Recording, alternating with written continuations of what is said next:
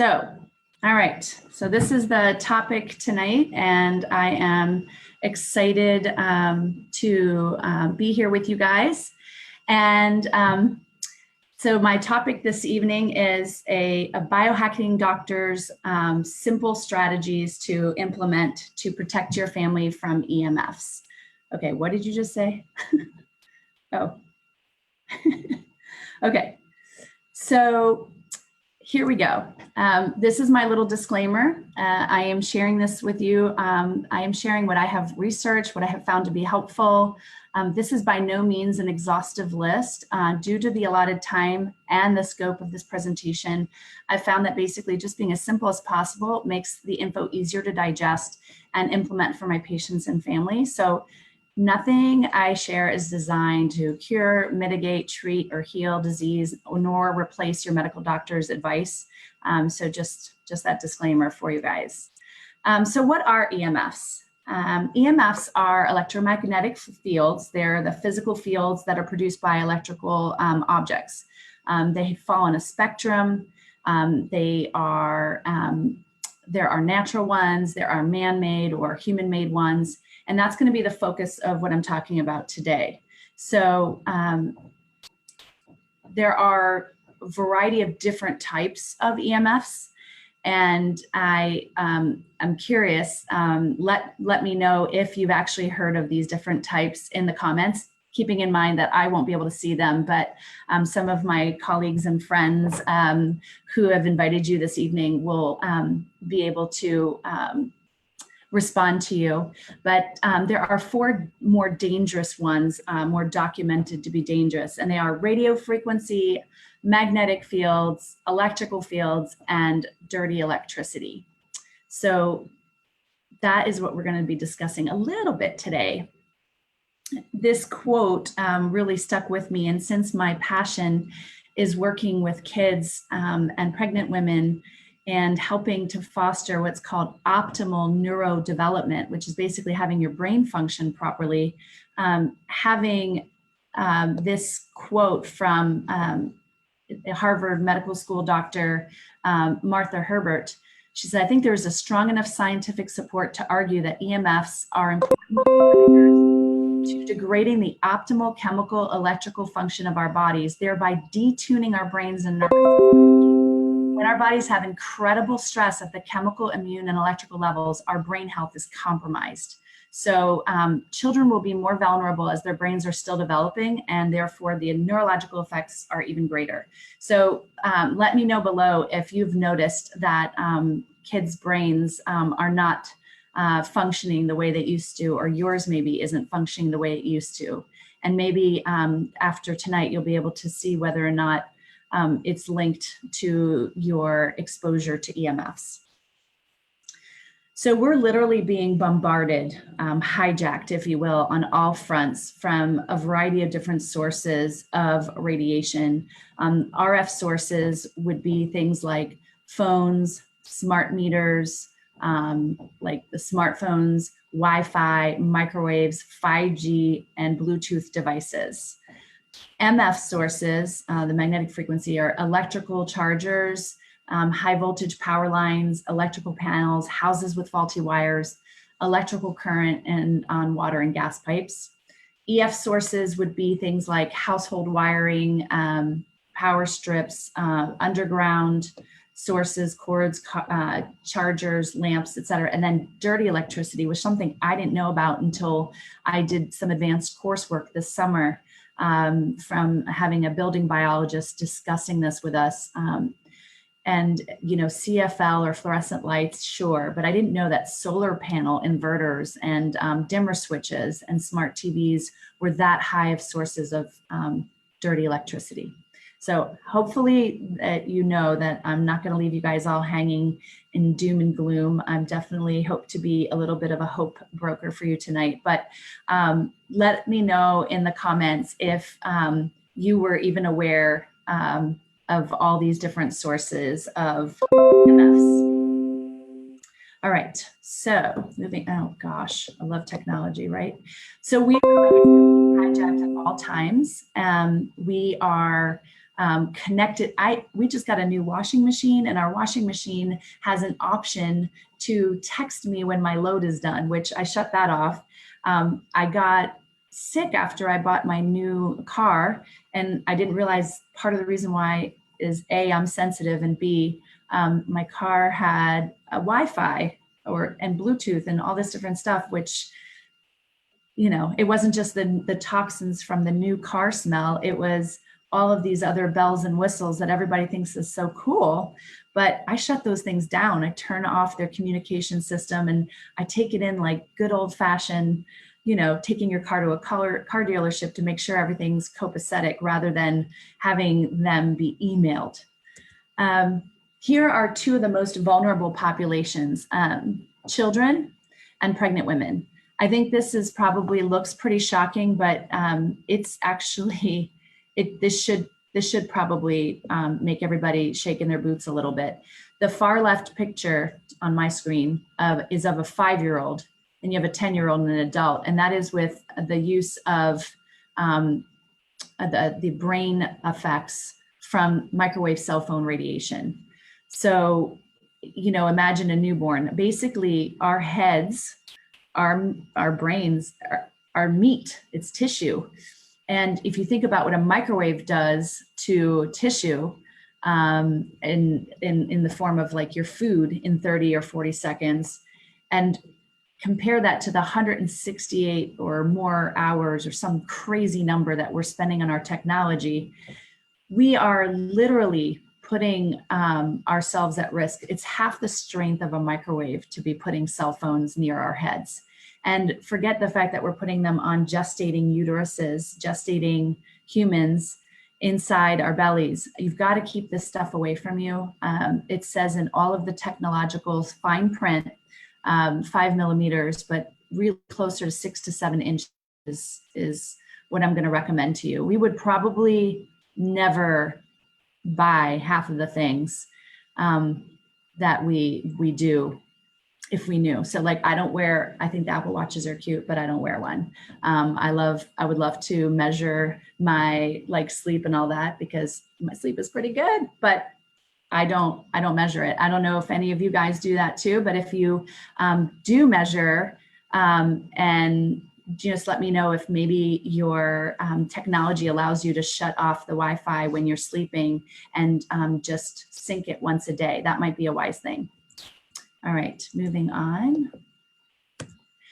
So with regard to cell phone radiation, FTC guidelines for evaluation, sorry for the spelling error there, for the environmental effects of radio frequency radiation, last time was over 23 years ago that there were guidelines, August 1st, 1996, 23 years ago. So, I mean, I don't know about you, but the cell phone that I have now wasn't even in existence 10 or 11 years ago. So Lord only knows how much we're being exposed to.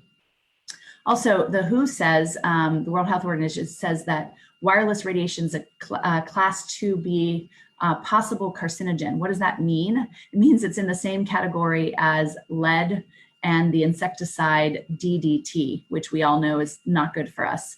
But, you know, you have to keep an open mind. Even ginkgo biloba is in this category too, because we don't know what we don't know. So since we can't all run and go live off grid, which would probably be the healthiest thing, and I certainly enjoyed my trip to Ireland because there was like 3G maximum cell phone connection, and like fresh open fields of green and like very little sun because it was raining all the time. So very little radiation. So anyway, education and action, subsequent action are key. So let's see. Here are some of the symptoms, and this really got me because these are the symptoms that bring patients to my office. And I just really want this to sink in for you, because these are the signs and symptoms of stress. These are the signs and symptoms of our body being dysregulated by free radical damage. Sleep problems, stress and anxiety, headaches, ringing in the ears, memory problems, learning problems, fatigue, muscle weakness, disorientation, heart palpitations, eye problems, arthritis, and there are numerous lists out there that you can find out how many different symptoms relate to this. Personal experience besides Ireland, about 2 months ago, we had a power outage, and I live near a power line, so that's something I don't love, but I live near a power line, and we had a power outage. Everything was off. Everything. There were no hums, there was no Wi-Fi, there was nothing. And I literally felt a decrease in just systemic kind of buzz, because a lot of us are experiencing that like nervous system buzz. So if you've been feeling that, let me know if you're sensitive like I am to it. Just write in something like, I can feel the buzz or something like that in the comments. Because you probably need to pay attention to some of the things I'm going to share here more than anybody else. So if these are symptoms that are on your radar for you or a loved one, and they haven't gone away with any of the other things that you've been doing, because believe me, I have a crazy story. I was doing all the things and my symptom of a skin condition wasn't going away. So EMFs are huge. All right. So this is small print, and the picture is teeny, but I do review it a little bit later. But this is where we get a little science-y. In the absence of concrete direct correlation evidence, I recommend that we all practice what's called the precautionary principle. And it basically states that when there's anything new or new product or process whose ultimate effects are disputed, which is scarier, or unknown, it should be resisted. So instead, we should be focusing on facts. And here are some facts about EMFs. Number one, EMFs affect all animals. Number two, your entire body runs on electricity. Number three, every cell in your body can feel EMFs. Number four, every cell in your body gets hit by EMFs in different ways. For instance, they cause DNA damage. They mess up what's called voltage gate calcium channels, which is going to be a bigger discussion later on. And EMFs open up your body's barriers against toxic invaders, because it makes your blood-brain barrier kind of permeable, open, which is not good. It's supposed to be a barrier for a reason. If you want some really amazing and compelling information, and you're somebody who likes YouTube clips, or maybe you like to read more, Martin Pall, who's a PhD, heavy amounts of research and very well schooled and studied. There's a link here, but basically if you type in Martin Pall, PhD, and EMFs, it will blow your mind. And this picture here really is just showing when we're exposed to these EMFs, it opens up the voltage gate calcium channels. It increases basically like this constant calcium opening in our brain, and allows bonds to be broken, peroxynitrite, leading to free radical damage, oxidative stress, which is from the free radical damage, and that is basically going to deplete our body's ability to fight any infection or anything, and lead to what's called inflammation in a pathway called NF-kappa B. Again, a longer conversation for another day.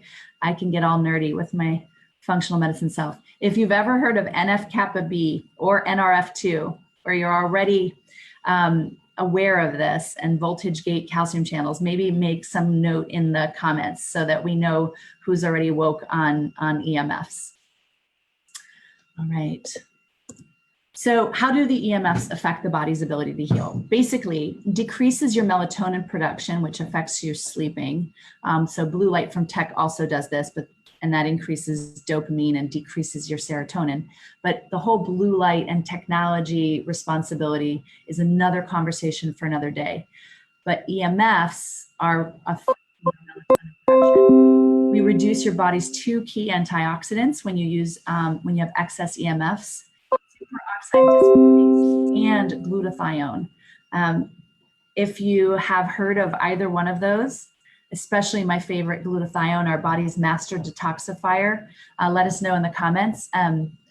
Upregulating your body's ability to make its own is probably one of the best things you could do for your health. It's linked to everything health-wise. Glutathione is an antioxidant your body makes. Some people are given it, but It's not the same as making your body to do it on its own. Another thing that EMF does is makes your red blood cells kind of clump together, which leads to less circulation of oxygen and therefore less healing.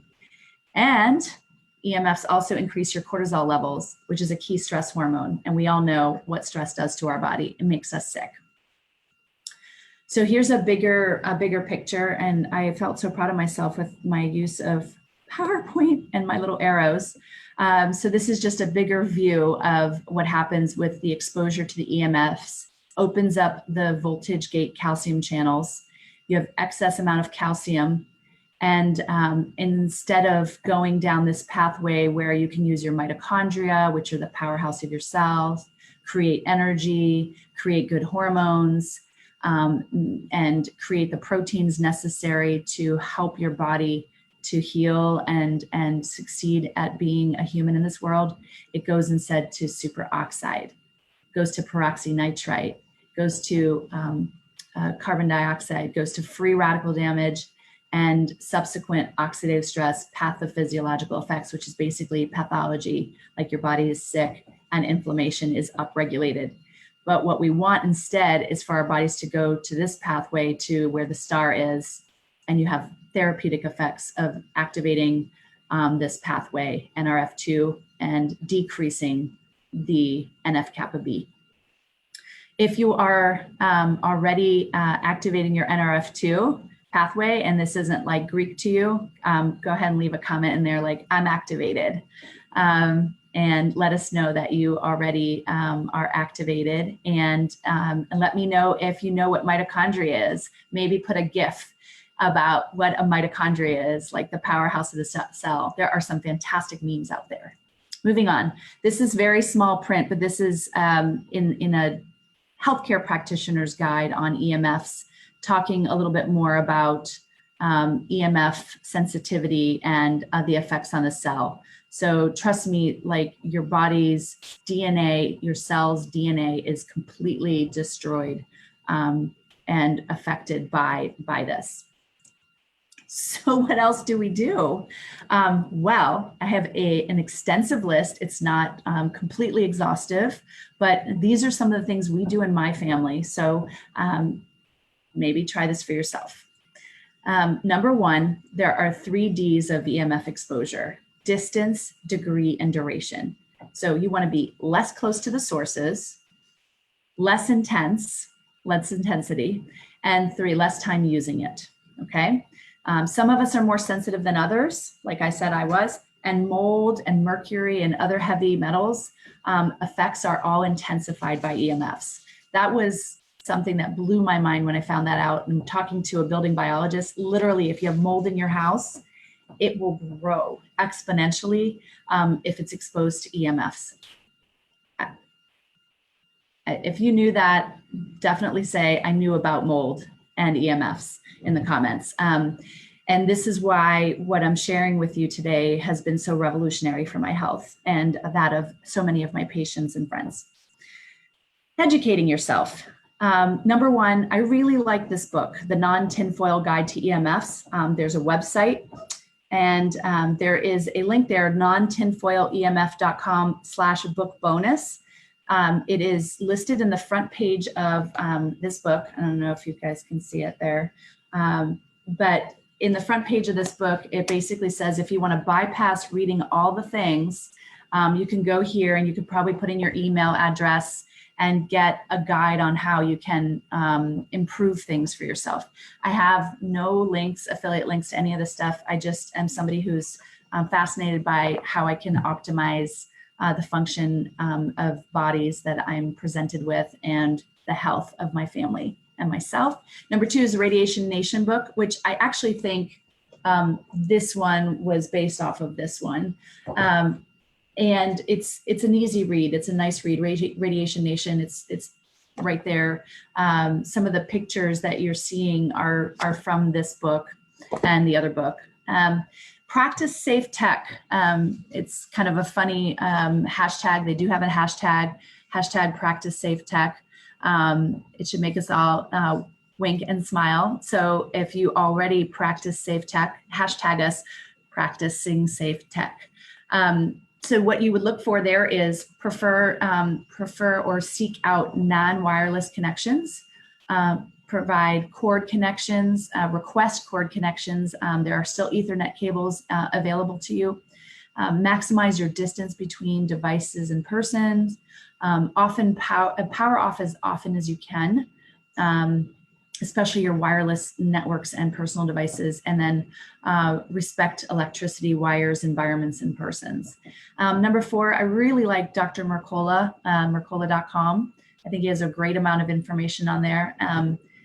If you choose to use more like scientifically written material, even though he definitely links to the science, you could go to pubmed.gov, which is the National Institutes of Health Library of Medicine, and this information is starting to show up there, as well as scholar.google.com that takes out paid advertisers from Google who are trying to link you into their stuff and just gives you the facts. So these are really great websites to help you find out the latest and greatest.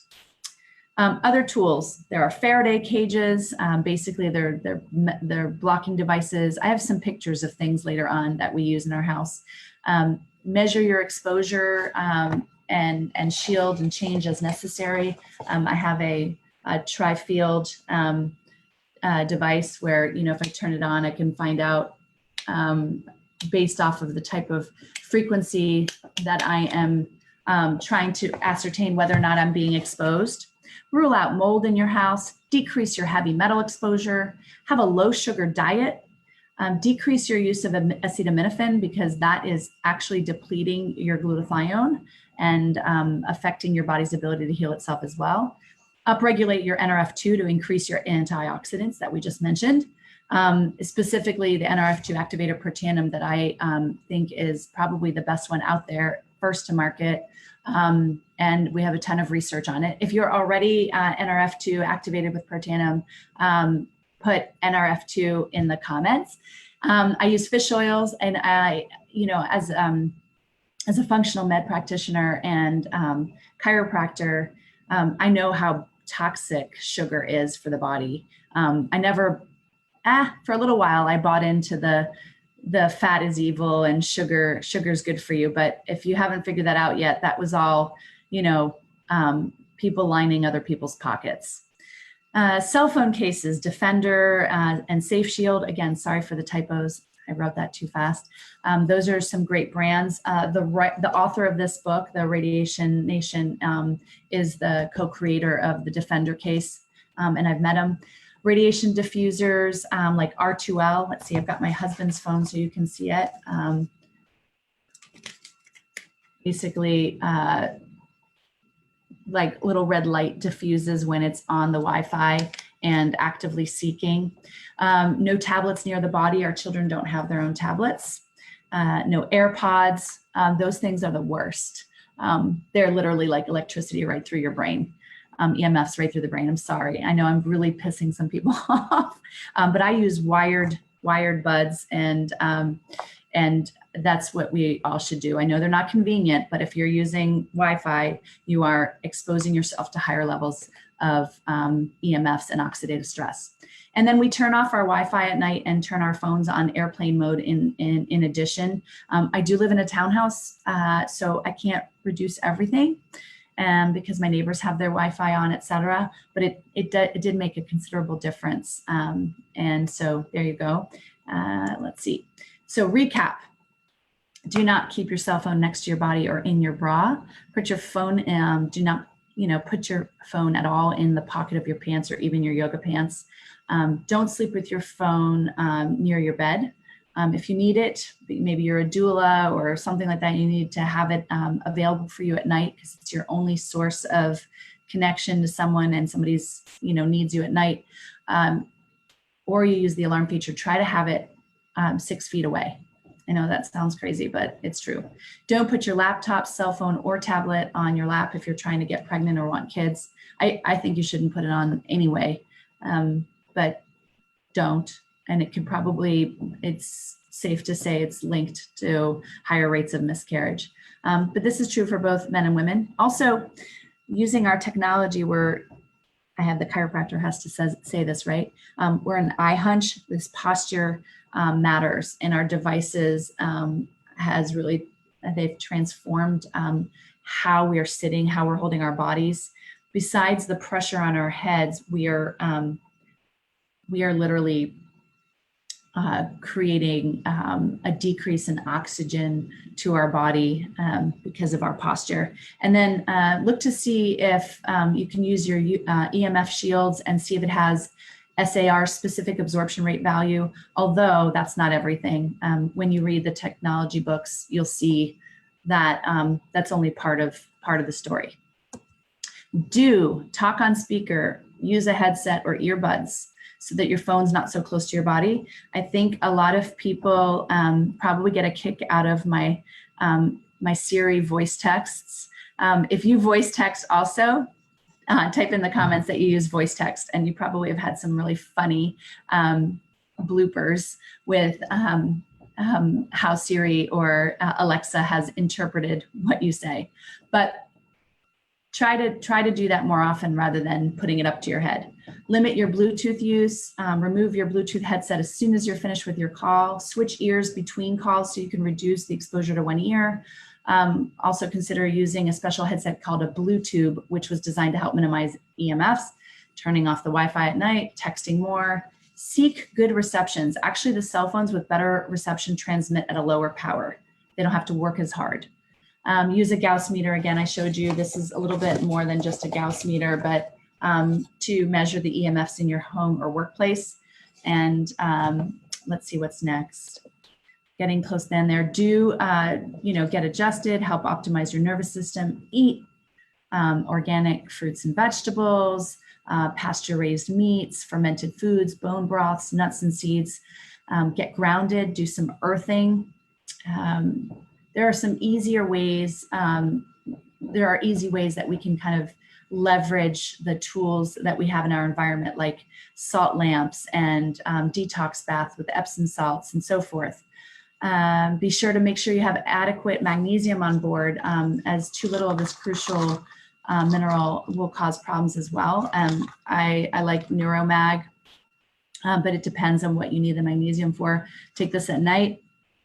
And then the one thing that I will say is probably one of the most important things that I have seen all across the literature, it's in every one of these books, every single article, is activating your NRF2 pathway, which basically reduces oxidative stress caused by free radical damage from exposure to the EMFs. NRF2 is a transcription factor that is responsible for the upregulation of over 500 genes in a positive way, and downregulates fibrosis and inflammation genes. And we do well to increase that pathway. Some things that you're familiar with, like green tea and chocolate and wine, do activate our NRF2 pathway. But with the amount of exposures that we have nowadays, including all the EMFs that I'm mentioning to you and all the different ways we're connected, we are bombarded way, way more than your beautiful, perfect off-grid diet can do for you. I have patients of mine who live off-grid who are still bombarded. So it's not enough anymore. There are cell towers popping up everywhere.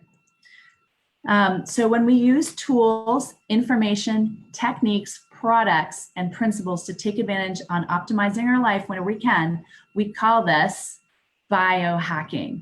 Okay, biohacking is even on PubMed. If you are already biohacking in some way, shape, or form, write biohacking in the comments. Okay, let us know that you are already biohacking. Or if you want to biohack and you want to get started, let us know, especially after you see this presentation, the rest of this presentation. Here are some visuals. I'm sorry that it's not perfect. I tried to take pictures of some of the tools that we use in our house. Our tri-field, it's available on Amazon as well. This page picture here is how to take action without reading a single page. And that is what I was mentioning to you earlier, is the bonus, book bonus in the tinfoil guide. The R2L, this is for like even the iPhone X. There are different placements for different phones and diffuse up to 70% of the radiation to light. Though I will tell you that when my this building biologist read the exposure, even though I have a case and an R2L on, there was still an emission of EMFs that was higher than is ideal. It diminished it, but not completely. So we shouldn't have a false sense of security that just because we're using cases and doing all these things that we're fine and we don't need anything else, because believe me, you do. And then a ketogenic diet, as I mentioned, if you remove sugar and have healthy fats for your brain, that'll be a key thing. We are sugar laden as a society, and literally our immune system tanks. And then when you have these open channels by the EMFs, we're literally set up for a recipe for illness. Smart meter covers, there are a variety of different things out there. I don't want to belabor it too much, wrapping up very shortly. But one of our simplest biohacks that we use in our family, everyone in our family does, and I know many of you do as well, is proven clinically to reduce our oxidative stress by 40% in 30 days on average in all mammals. It upregulates that NRF2 pathway by activating it. Not an antioxidant, not a supplement, but an actual activator, something that helps turn on your body's ability to heal itself and flip the switch. So these are the pictures of ours at home. The Protandim NRF2 activator, this is the bottle that it comes in, and the little yellow pill right there. It can be given to people a variety of different ways. You can crush it if someone doesn't swallow. Definitely talk to the person who shared this event with you tonight if you're curious about Protandim NRF2 and you want to hear more about the history behind it. Other things pictured there are mitochondrial support, probiotics, because EMFs do destroy your gut health.